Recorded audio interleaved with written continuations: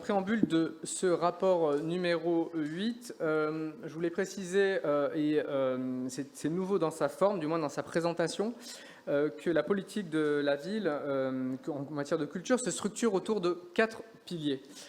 Voilà, donc là, je ne sais pas si on voit, donc 4 piliers qui soutiennent la politique culturelle. Donc la mondialité culturelle, qui est la mise en lumière et l'enrichissement mutuel des différentes cultures du monde. La démocratie culturelle, le pilier numéro 2, qui est extrêmement important, et j'en parle assez souvent, ce sont les droits culturels. L'idée que tout le monde a droit à la culture, qu'on doit amener cette culture, et que tout le monde est porteur, et qu'on doit faire culture ensemble.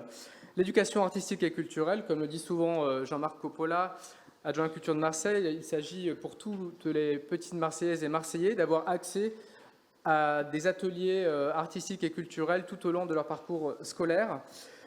Et le 4e pilier, qui est extrêmement important, puisqu'il y a plus de 500 associations à Marseille, qu'on soutient toute l'année, notamment par des subventions, c'est le soutien à la structuration de l'écosystème culturel et à la créativité artistique, donc qui est extrêmement important, et on a vraiment un focus sur tout ce qui est activité de création, et soutien et synergie entre ces différents acteurs. Donc ces subventions sont fléchées suivant cette logique, et les actions de notre mairie de secteur aussi, tout au long de l'année. Je vous avais aussi présenté un peu notre diagramme au niveau des différents piliers en politique culturelle. Et chaque action, qui prend des fois la forme d'un événement ou d'un festival, répond à cette logique tout au long de l'année. Donc je passe au rapport numéro 8. Il s'agit de l'approbation d'une deuxième répartition aux associations au titre des subventions d'aide à la création 2022. Alors je vais juste en parler rapidement de certaines qui sont sur notre secteur.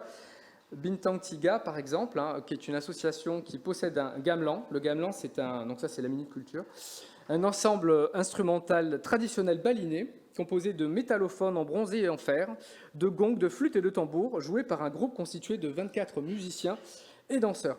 Donc c'est un instrument collectif qui se joue tous ensemble et qui est unique à Marseille.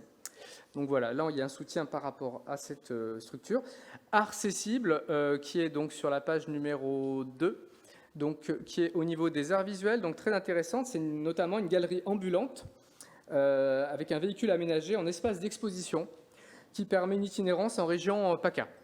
Voilà, elle s'installe dans les écoles, les collèges, les lycées, les foyers de travailleurs, les centres sociaux et stationne sur les places de quartier et de village.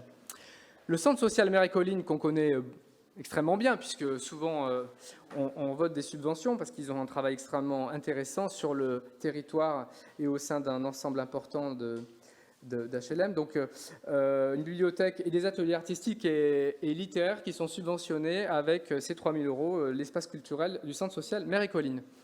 Ensuite, la page suivante, sur le dernier pilier avec Zoem, donc une galerie de photos et de micro-éditions qui se situe dans le 6e à côté du cours Julien.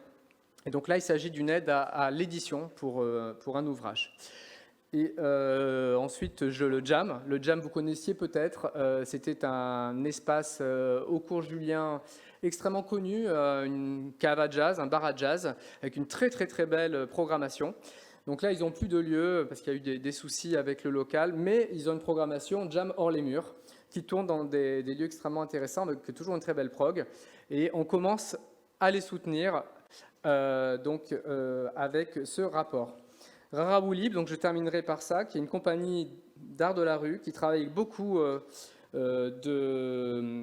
d'amateurs et de professionnels en mode participatif, qui sont souvent résidents et programmés dans le cadre du Festival de Marseille, notamment cette année.